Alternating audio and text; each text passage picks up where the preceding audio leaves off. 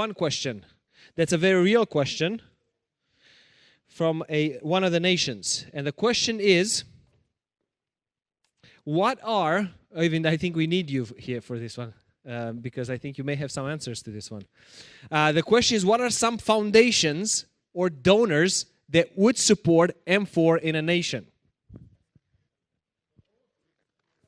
Some foundations or donors that would be willing to support M4 in a nation, financially, primarily. I think, so Øyvind, I think you would start with that question.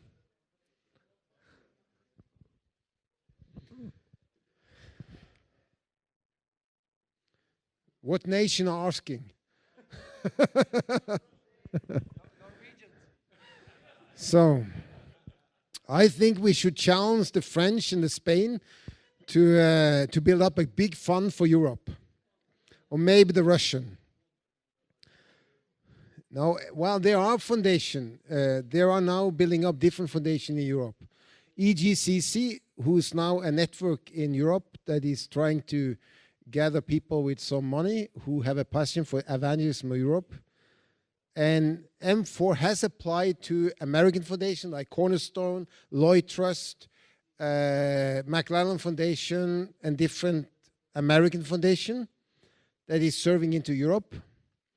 But there are also now Length Trust, different foundation in UK and Europe that is also supporting church planting. At the same time, we have been quite holding back because we think there is a lot of things to serve in the different nations. But there are foundations and there are people and places to ask for money.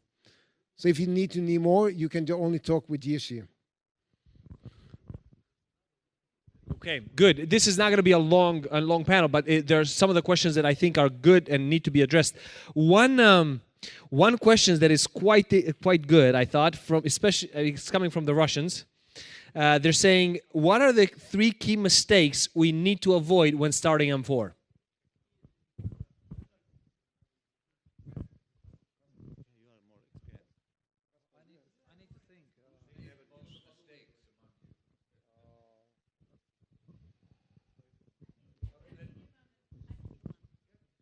One of the mistakes we did in Sweden, we started our first model 2012.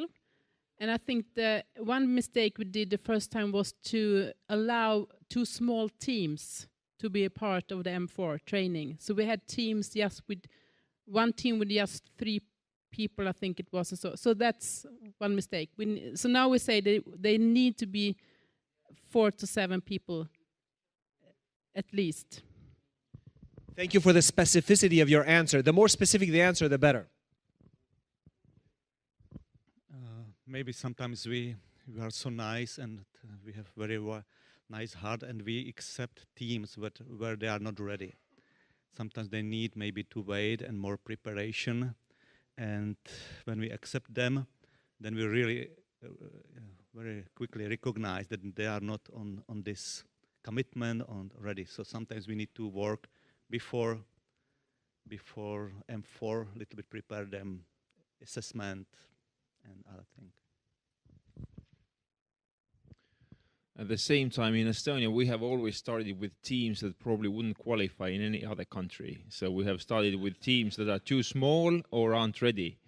But we have seen that even through the process, some of them will quit, and it's still a win, and some of them will get ready. So depends on context. You need to always start in New Testament. Jesus always asks you to start with what you have, and you need to be faithful with what you have. That doesn't, of course, justify accepting totally unacceptable teams, but still, in general, that should be the principle. We start with what we have, and we are faithful in that, and then we can do more after that. I would say one of the mistakes you can do in the beginning is you try to copy too much what other countries are doing, because you maybe need to modify something culturally or even teaching-wise or something like that. So I would be careful with that.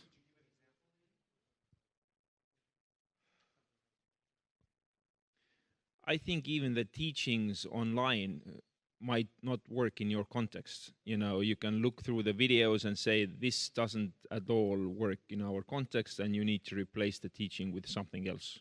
For example,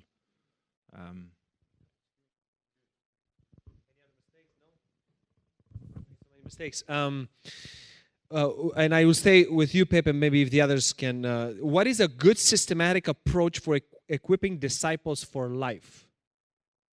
A good systematic approach for equipping disciples for life. That's why I will not answer.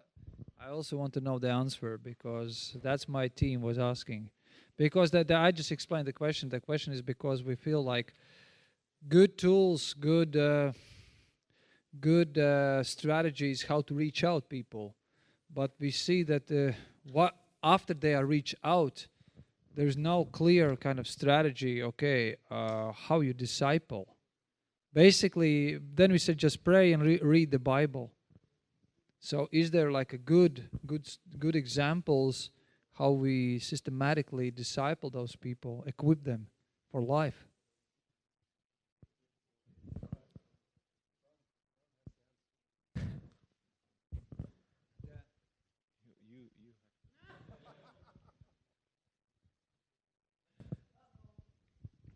Maybe we have a very nice partnership in the States, and what we have learned there from 15 years perspective now, it was very small network. Now they have maybe more than 25 churches, but that they says that normally it's minimum 10 years preparation for new church planters.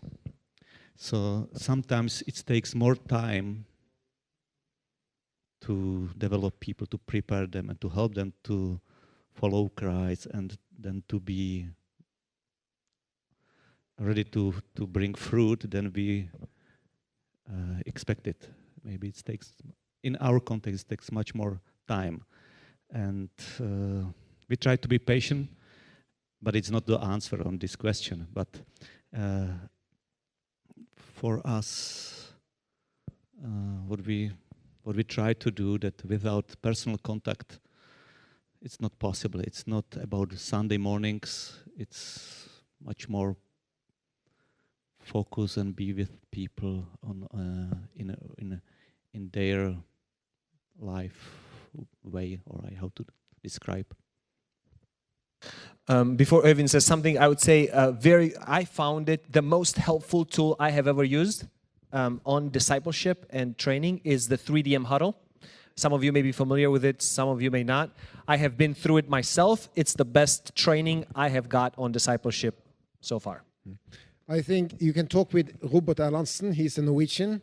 He's in Christian Fellowship. I think they have been one of the strongest in discipleship also in a lot of the churches they have worked with. They have a foundational teaching called the Foundation, and that's something that also can be used by normal people to help. It's not like you don't need a preacher, you don't need a teacher, but it's for normal people to help person to get the foundation of Christ into their life and the lordship of Christ. So that's one. And then they have some of more finding your place and giftings and how to develop that. And they have online Bible course with people like for 6 months or 10 months where they do for new believers or, well, not so mature that they can work with and grow with. So they have done a lot on this in a systematic approach. Christian Fellowship. Very good. Good. I think we stay with you, Øyvind. What should be our first steps? Be specific to have a good recruitment process. If you have none, where do you start? What do you do? You do like me. I run around and challenge and force people into it. That's the first step. And when you are tired of that, you start to think a little more systematic. No, I guess just kidding.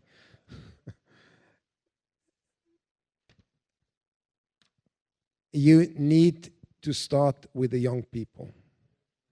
You need to go and get contact with the youth department or the young people and start to challenge them and work with them, because that's where the church planter comes from. And I don't think it's like you do something and you reap within 6 months. You need to think long term, and you need to start with the young generation, because they're gonna change and really do. So, but we had a seminar and there was a lot of good. So we start with BPI Draft Camp. Okay. I think in terms of recruitment, I think in two ways. I think one is what you mentioned, long term. It's very, very crucial. We understand for us in the Baptist Union that we need to think about leaders in a long term. Who will be those guys who will continue our ministry? And if we will not invest in them now, probably after 5-10 years, it will be too late. And that's why we developed a program for our teenager boys, where we basically get to them, cast the vision to them, and equip and train them so that one day they could say, I want to be a pastor, I want to be a church planter. And it's very patient work, because it's investment like for 5, even more than 5 years, when you will see results. And what do you do in those 5 years? What are the things that you do? Well, basically what we have camps on a summer, and they are divided into 3 levels. And first is like a foundational level, where we teach about what is the gospel, about discipline, about how to discover the calling and grow in that, and how to start to be active in the church. But then we also send them out on a mission and give them opportunity to experience the mission. And then on a 3rd level, we challenge those young boys start to lead. So they come to the camp where they need to be leaders for the mission teams. And through that, we also mentor them. And now we developed also a mentoring program. And this year, we will start to provide also an internship for those teenager boys, so they can go visit, spend time like 3-4 days with a church planter, with pastor, and learn from them, and just get excitement that it's really challenging work, and we would never say it's fun. It's challenging, but at the same time it's worth that to be part of such a movement. And so this is one of the things, and we already start to see results. And we have guys who are involved in church planting, who are grown up, and they are now involved in church planting. We have guys who grow up and now they are pastors, and they are sending new guys from their church to draft camps and producing new disciples, new leaders. And it works for us. We like it, and we believe in that. It's really for us, for our denomination, it's one of top priorities. But I think it's a long term. Of course, you need church planters now. And it means that what we do, how we started our church planting movement, we did a church planting conferences where we gathered people and cast the vision, where we brought from internationally some good church planters who we felt like are very close in their mindset with us, in mentality with us, and we just cast the vision, and we fired up this fire for church planting, and we did films about that. We in our situation, it was very crucial that our top leadership of our denomination is really putting that as a priority. And that's, we were really blessed that our bishop, it was his initiative, and he believed in that, and he was putting his best efforts and resources to the church planting. And also like Oyvind saying, you just visiting people, you talk to churches, you ask them step by step, think about church planting, because sometimes those churches will say, I think in the beginning most churches will say, well, we have lots of inner problems. We need to solve our problems before we think about planting other church. And that's from one point it's right, but that's why you give like first steps. Okay, how about for you just start to pray for some regions, some cities, some towns where God is calling somebody from your church to plant there another church, and give them just short steps how they can start to be involved, not just challenge them right now you need to go and plant, but it's a personal communication. And I think for now, I think for us the best way how we recruit is it's stories, it's results. And I think in our situation, I think church planting conferences you still need to cast the vision, but the best vision casting today for us is that you can tell the stories. You see through this church plant, those people come to faith, and those people becoming new church planters or leaders, and that's why we need more and more of those results, because it will be the best recruitment for the future. Good. This is a question for you, Pep, and goes along with what you just finished. How can we see more people come to faith through our church planting efforts? What should we do to see more people come to faith through our church planting? I'll quickly add something to the recruiting thing. First, that if you don't have really any recruiting going on, the first thing you have to do is gather information. What David did when he was an outcast, he first gathered the people that didn't have any place, the misfits, and they gathered around him. There will be people who are going to plant churches anyways, and you might as well gather them. So you need to maybe make 10 phone calls to the right people and find that information and gather those people. And then you need to challenge. Then if you have already gathered those and there are none left, then challenge 10 existing leaders either in the marketplace or who are already pastors to plant a new church, or challenge 10 existing churches to be mother churches. So start with gathering and then challenging. How to see more church planting, evangelistic fruit? More people come to faith through church planting, yeah. If I would have a very good answer for that. Maybe you can tell the story of Jacob. How come they saw so many people come to faith through their church plant? I think the evangelistic fruit always starts with a top leader of any church. So you first need to ask, how much evangelistic fruit have you seen in your life? Really, before you can ask that from your church plant. The church plant that Teo was referring to in Estonia, 3D Church, they see consistently young people coming to Christ, but also the top leader is really evangelistically driven. And so it's part of the culture. Once you get the missions and evangelism into the culture of a church or a church planting team, then you have won a huge battle. So whatever you can do, celebrate the wins, put it into the systems, make it sneezable, whether it's methods, whether it's lifestyle, whether, if it's in the culture, it will start bearing fruit. Dan, would you add something to that? Seeing more people come to faith. I know that's your desire and you always want to see fruit locally before you do more. What would you add to that? Seeing how can we see more people come to faith through church planting?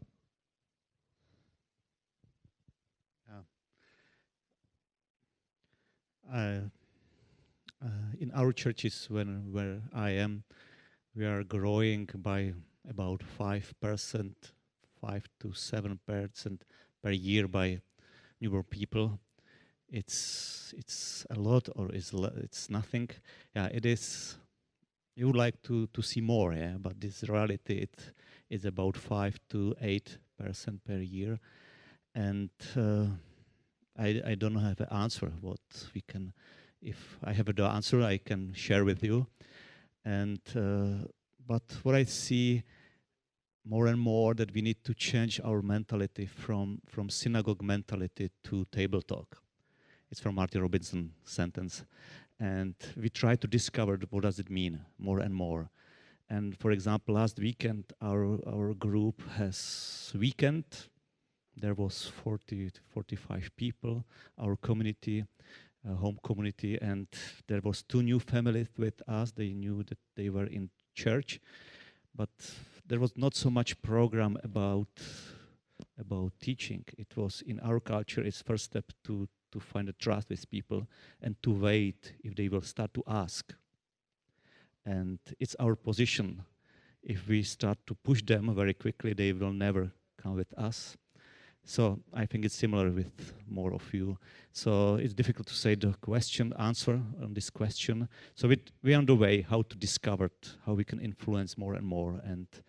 And this sentence from synagogue mentality to table talk, it's something what we think that it works. It's something very important for us, friendship, and then to explain the gospel. Øyvind, how to accelerate emerging more mother churches and develop them? How to see more mother churches and how do you develop them? Something that, a church is also both an organism and organization. And you go, as an organization, go through different phases. You have the pioneer phase that we are in church planting. Then you get the structure phase. Like in Acts 6, there was chaos, so they need to put in some structure in the chaos. And a church that's grown past 100 people need to put in some structure. And then, the most of the church stop in the structure phase. I will call they pastor themselves to death. That's my way of rude way of saying it. But the point is they stop the growth because they stop the growth where the pastor can have control over the people or kind of manage the people. And that's the biggest disease in all the churches.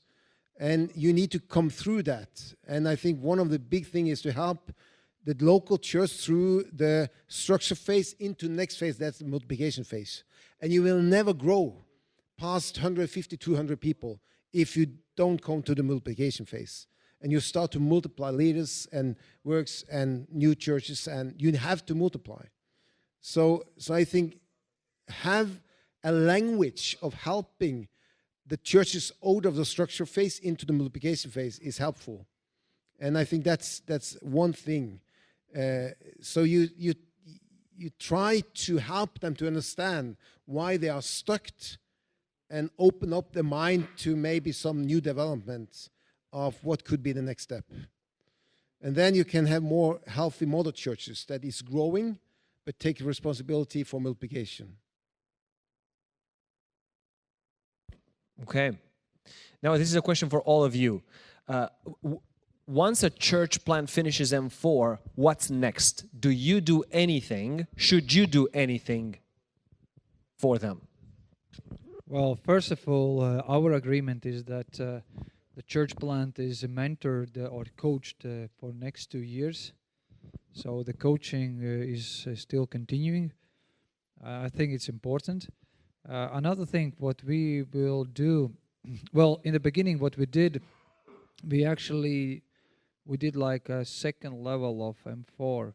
So we gathered for another 4 modules, those church planters who've been through M4, just to follow up and see how they are doing, because it was just beginning for us. It was like first M4 for us, and we want to make sure that these churches are doing fine. But now what we plan to do is that once a year we do a gathering with all church plants, what we have. What you have where? All the church plants that have ever been to M4? Yeah, but whichever have been in M4 before. So and the idea is just to remind the vision, encourage, share the stories, good networking place, pray for each other, and give some next challenges. So that's what we do, and we are planning to do in Latvia, once a year gathering for all those teams.